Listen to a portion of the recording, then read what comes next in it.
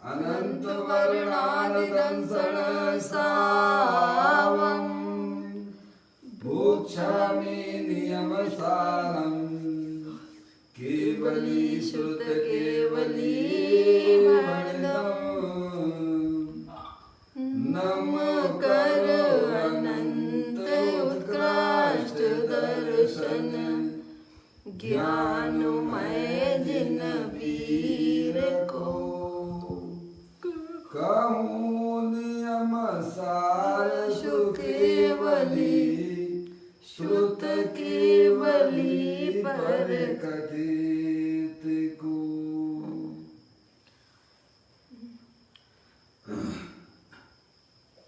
श्री नियम सार जी नामक यह परम आध्यात्मिक ग्रंथ स्वाध्याय हेतु यहाँ विराजमान है।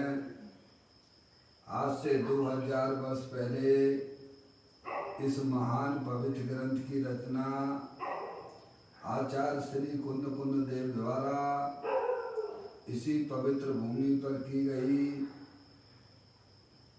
और इसके टीकाकार पद्म प्रमलधारी देव मुनिराज हैं। ग्रंथ का नाम नियम सार है। नियम से कर्म योग काल अपनी आत्मा में सम्यक दर्शन सम्यक ज्ञान सम्यक चारित्र रूपी निर्मल पर्याय पवित्र पर्याय मोक्ष मार्ग रूपी पर्याय प्रकट करना जो स्वयं सुख स्वरूप है और अनंत सुख का कारण है।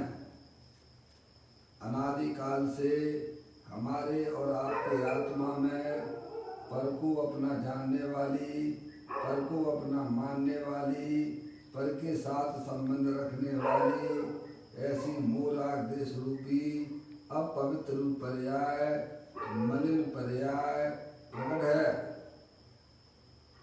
जो स्वयं दुख स्वरूप है और अनंत दुख का कारण है।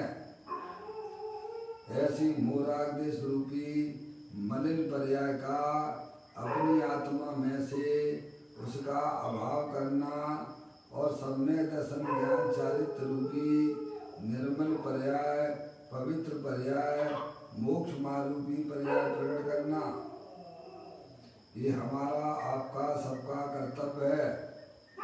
ऐसे कार्य की प्राप्ति जिनवाणी माता के माध्यम से अपने आत्मा के स्वरूप को पहचानना अपनी जो आत्म वस्तु है चैतन्य वस्तु है वह परद्रव पर भावों से भिन्न है और अपने ज्ञानादि अनंत शक्तियों सहित तीनों काल विद्यमान वस्तु है।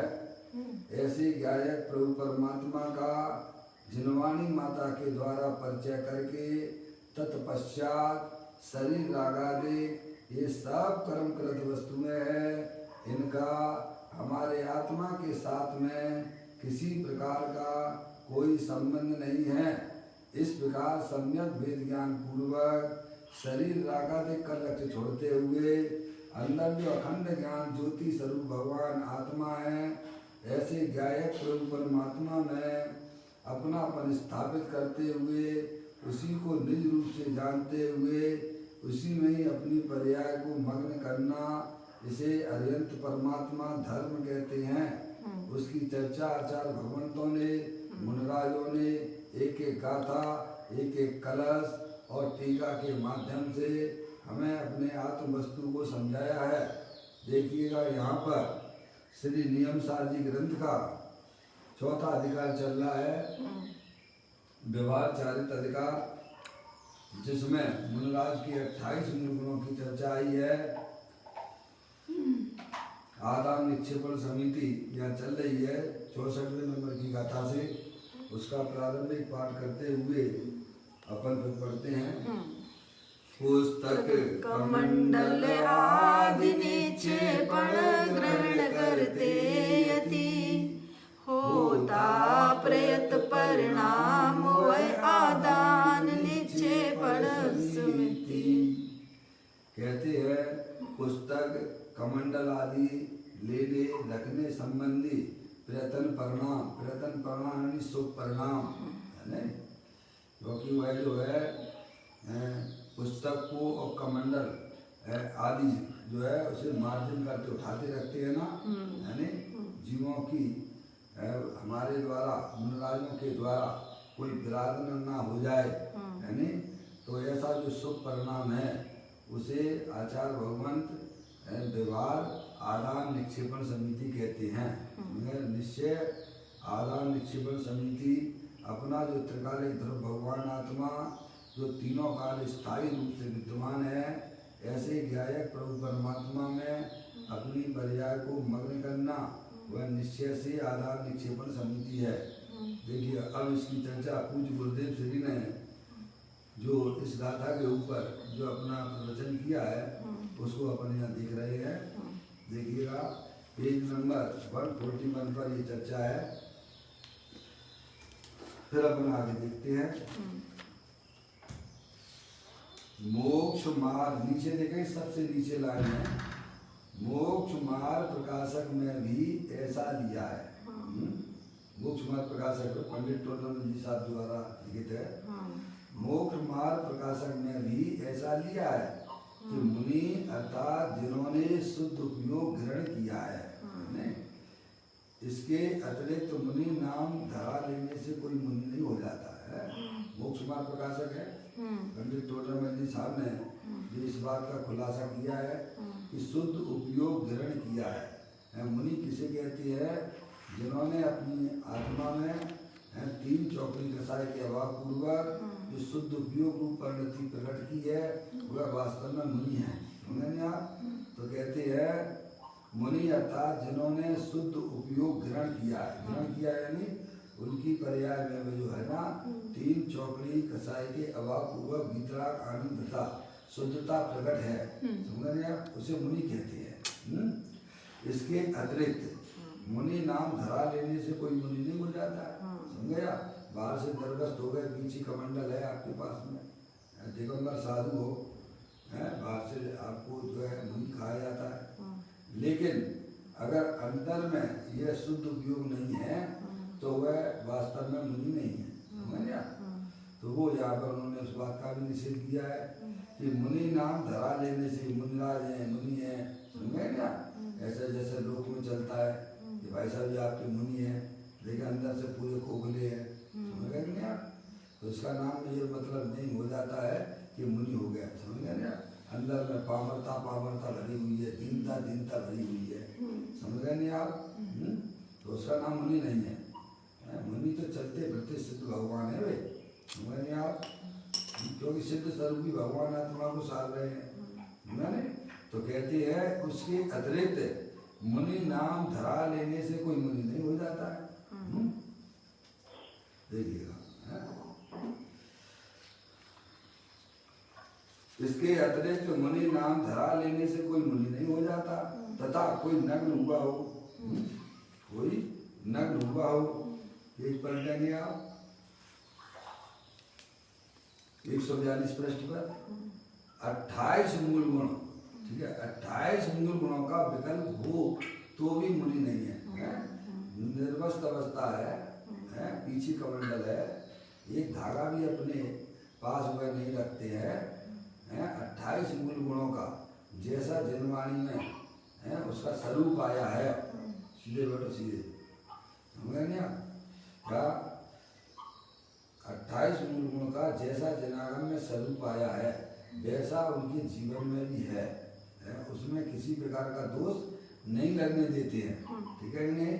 28 मूल गुणों का विकल्प हो तो भी अब मुनि नहीं है। विकल्प यानी स्वभाव है, जैसा जनवाणी में 28 मूल गुणों का स्वरूप है हरियत परमात्मा ने बताया है, वैसा भी वह स्वभाव पालता हो है, वह व्यवहार से भी मुनि नहीं है। समझ नहीं आप? उसे व्यवहारी मुनि भी नहीं कहेंगे, क्योंकि अपनी चर्चा चल रही है ना, व्यवहारी मुनि की बात चल रही है ना। व्यवहार मुनि कैसे ना? अपवाद यानी दोष, अपवादी मुनि। समझ नहीं आप? जिनके रत्नात्रय तो है लेकिन स्वभाव होने के कारण व्यवहार मुनि कहते हैं। ठीक है, कहते हैं वो चर्चा यहाँ चल रही।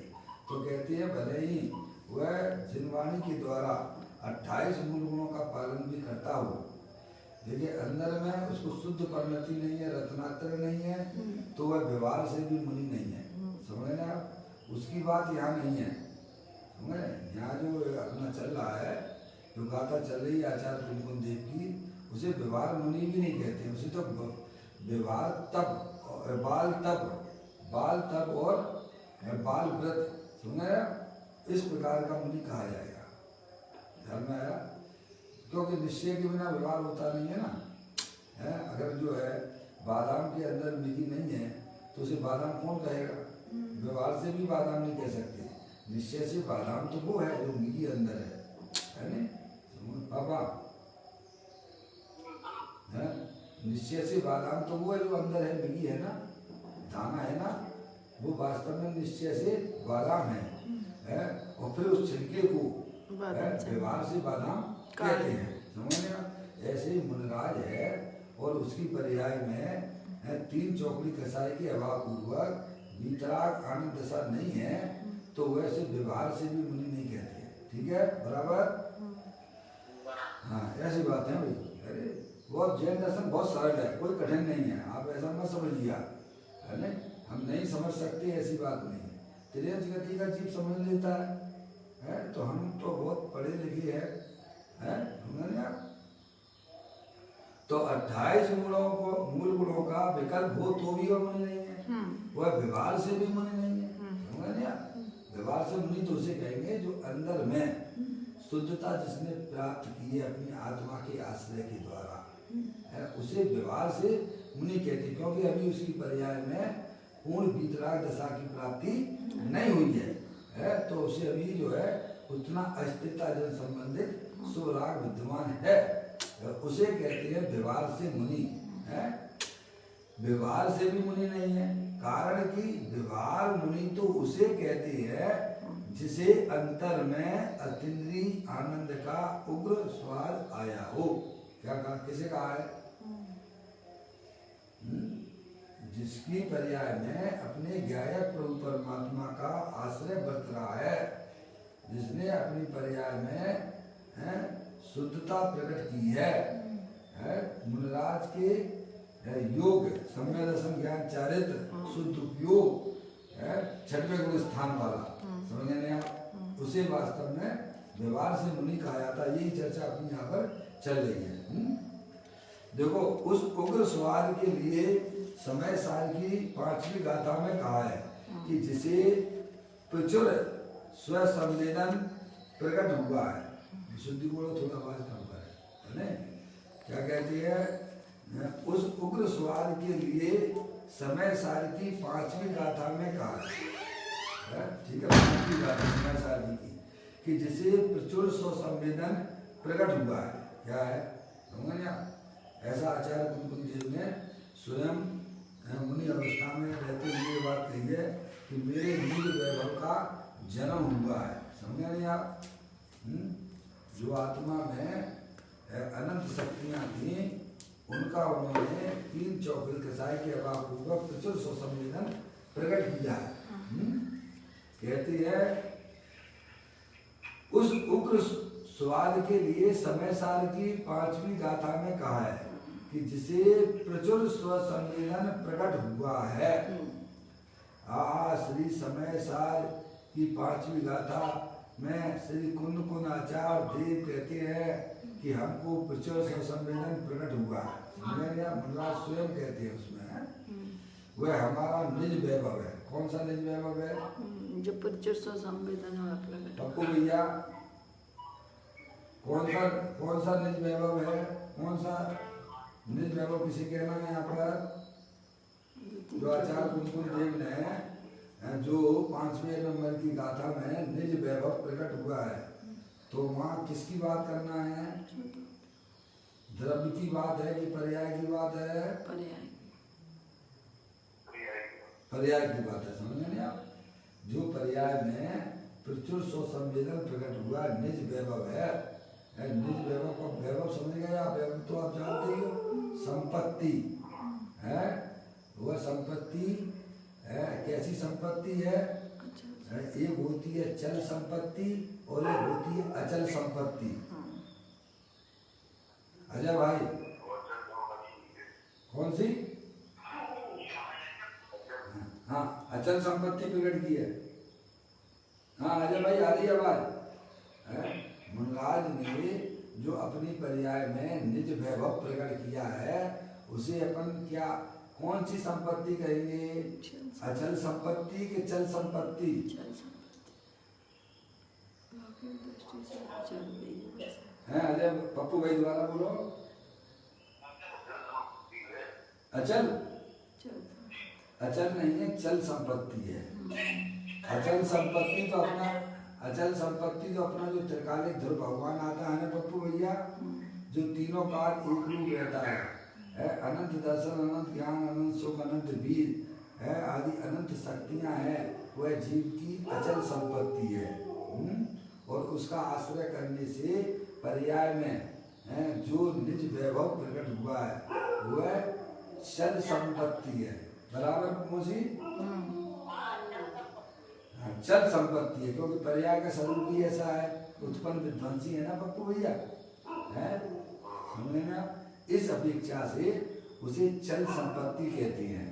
और उसे अचल संपत्ति भी क्यों कहते हैं? अचल संपत्ति भी अगर कहा जाए तो क्यों? अपेक्षा समझ लेना, क्योंकि अब वह कोई छीन नहीं सकता है। हाँ समझ लेंगे आप? अब वह अनंत काल के लिए जयवंत हो जाएगी। समझ लेंगे आप? एक बार जो संबल प्रकट हो गया, अब वह जो है का समय, अब वह उसकी हमेशा के लिए विजय प्राप्त हो गई है। क्या इस अपेक्षा से उसे अचल भी कह सकती है नहीं? ठीक है। और पर्याय की अपेक्षा से उसे चल भी कहते हैं। और अपनी जो है ये रुपया है, पैसा है, मकान है, दुकान है, वो अपनी क्या है? वो कौन सी संपत्ति है? कोई संपत्ति नहीं है? और अपन मरे काय के ऊपर जा रहे हैं? जड़ संपत्ति। हम देख रेख किसकी कर रहे हैं? वही कर रहे हैं। हम संभाल किसकी करते हैं? बोलो क्या होगा हमारा? कभी हमने सोचा है जिंदगी में? 24 घंटा हम 24 घंटा जिससे हमारा किसी प्रकार का कोई संबंध नहीं है, उसके पीछे हम अपना दर्शन, उस अपना ज्ञान, अपना सुख, अपना शांति है, अपना वीर सब उसी में लगाए हुए हैं। बताइए आप, उसी में कीड़े हो जाएंगे? नहीं हो जाते हैं? यहाँ सांप बन जाता है फिर। वो जो धन की संभाल करता है वो उसी में जाके सांप हो जाता है। मालूम पड़ता है भाई साहब ये सांप क्यों है? ये भाई साहब पहले जो है ना, पहले ये इसकी रक्षा करता था, मनुष्य था ना, तब उसी के संभालने में अपने दर्शन ज्ञान चारित्र्य भी लगाता था। और जो है जिसकी रुचि है ना, वो उसी में नियम से जाकर पैदा होता है। इसमें कोई भगवान करता रहता नहीं है। समझ में आप? भगवान ने तो वस्तु स्वरूप बताया, सीधी सी बात ये है? तो कहते हैं आचार्य कुंकुम देव स्वयं कहते हैं कि मैंने अपना निज वैभव प्रकट किया अपनी आत्मा में, अपनी आत्मा की पर्याय में जो प्रचुर स्वसंवेदन अतीन्द्रिय आनंद है, जो द्रव्य के अंदर भरा हुआ था, उसे पर्याय में प्रकट करना, यही कर्तव्य हमारा भी है, यही कर्तव्य आपका है, और यही कर्तव्य समस्त जीवों का है। क्या भाई? अपने आत्मा को पहचाने, अपनी आत्म जो वस्तु है वो अनंत शक्तियों के भंडार वाली है, समझे? वो हमारी संपत्ति है, और उसे पर्याय में प्रकट करना ये हमारा आपका सबका कर्तव्य होना चाहिए। समझे? इसकी रखवाली करो ना भाई साहब, हैं? जो कभी भी आपको कोई छीन नहीं सकता है, कोई आपसे ले जा नहीं सकता है, तो मुनराज ये काम करते हैं, समय दृष्टि ये काम करते हैं। क्या भैया? अंतरोन्मुखी उपयोग के द्वारा एक मात्र व्यायक प्रभु परमात्मा का लक्ष्य करते हुए उन शक्तियों को पर्याय में व्यक्त करते हैं। अब ये काम आप हर समय कर सकते हो, इसमें कोई कर्म और हम आड़े बाड़े आते नहीं है। क्या भैया? इसमें अपनी बुद्धि को लगाना, बाकी के सब काम छोड़ देना। छोड़ देने का मतलब क्या है? अपने ज्ञान में छोड़ देना। समझने में आप भैया? ज्ञान में अपना नहीं मानना होना बस। आगे बात समझ, इतनी बात है। तो कहते हैं श्री कुंकुन आचार्य देव समय साल की 5वीं गाथा में श्री कुंद आचार्य जी कहते हैं कि हमको प्रचुर स्वसंवेदन प्रकट हुआ है, वह हमारा निज वैभव है और उससे हम समय सार कहेंगे। किससे कहेंगे? हमने आत्मा के निज वैभव को निहारते निहारते अंदर में बढ़ोतरी करते जाते हैं। समझ गए आप? लोगों को लगे मुन्नाज हमें समझा रहे क्या कहा, लेकिन वे तो उनकी ज्ञान की पर्याय कहाँ काम कर रही है अपने चैतन्य पर है। समझ आए? ये अद्भुत है, अद्भुत चीज है ये। समझ नहीं आप? ऐसी बात है, सुनने को मिलना भी बहुत मुश्किल है। समझ आप? देखिएगा अब कहते हैं चतुर्थ गुण स्थान में आनंद का संवेदन तो है। क्या? चतुर्थ चौथे गुण स्थान में सम्यक दृष्टि जीव है, आनंद का संवेदन तो है, लेकिन वहाँ पिचुर नहीं है। अपने आप को अखंड ज्ञान ज्योति स्वरूप से तो वह जानता है और मानता भी है, लेकिन वहाँ पिचुर स्वसंवेदन नहीं है। पिचुर स्वसंवेदन है 3 चौकड़ी कसाई की अभाव पूर्वक, वह शुद्ध उपयोग वहाँ इतना नहीं है। चौथे गुण स्थान का शुद्ध उपयोग भी वहाँ है। क्या भैया? उतनी वह पर्याय चौथे गुण स्थान में मिथ्यार्थ अनंतानंदी कसाई के अभाव पूर्वक उतना उसको उस पर्याय में स्थिरता भी है, पर ऐसी स्थिरता है कि लोगों को वह दिखाई देती नहीं है। समझ गया भैया? देखो कहते हैं चतुर्थ गुण स्थान में आनंद का संवेदन तो है, परंतु प्रचुर नहीं है। समझ रहे आप? वहाँ तो प्रचुर कैसी धारा बह रही है आनंद की, बोलो भाई। और हम निरंतर तिरक लगे हुए, कहाँ लगे हुए, क्या करते रहते 24 घंटा है। अरे ये संपूर्ण भारतवर्ष लॉकडाउन में पड़ा हुआ है, इतना हमें आपको ये सब बातें याद आएंगी आपको? क्या ये समय अनंत काल बाद मिला है? ऐसा समय आत्मा की कल्याण का मार्ग अनंत काल बाद ये मिला है भाई साहब, है तो हमें इसमें रह के अपने आत्मा को अंतरोन्मुखी उपयोग के द्वारा बस ग्रहण करना सीख जाएगी आप, है? समझ में आए भैया? अब आप कहीं भी रहिए, आप अपनी दुकान पर रहिए, कोई आपको मना नहीं है। क्या भैया? और आपका आपकी पर्याय में आत्मा मुस्कुराता हुआ मिलेगा, क्योंकि वो अपने निज वैभव के साथ में रहता है। आप ट्रेन में भी जा रहे हो, है भैया, है? तो आपको क्या विकल्प है? तो सारी संपत्ति तो आपकी आंखों के सामने है। पप्पू भैया, आप अगर ट्रेन में भी जा रहे हो, है, और आपको अपनी आत्मा का ज्ञान है, श्रद्धा है, तो आप ट्रेन में भी जा रहे हो तो बिल्कुल बड़े आनंद के साथ में जाओगे आप। क्या? चाहे भले घर में आपके हीरे जवाहरात पड़े हों, क्या कहा? भले आपके घर में हीरे जवाहरात के ढेर भी पड़े हों और ताला भी खुला छूट गया हो, क्या कह रहे? ताला भी खुला छूट गया हो, बाद में ध्यान में आता है कि अपन को तो वहीं पर रखा रह गया है, तो भी आप भेद ज्ञान के द्वारा, अरे छोड़ो ना भाई साहब, मेरा निज वैभव तो मेरे पास में है ना। क्या? सिद्धि रिद्धि वृद्धि दी के घट में प्रकट सदा।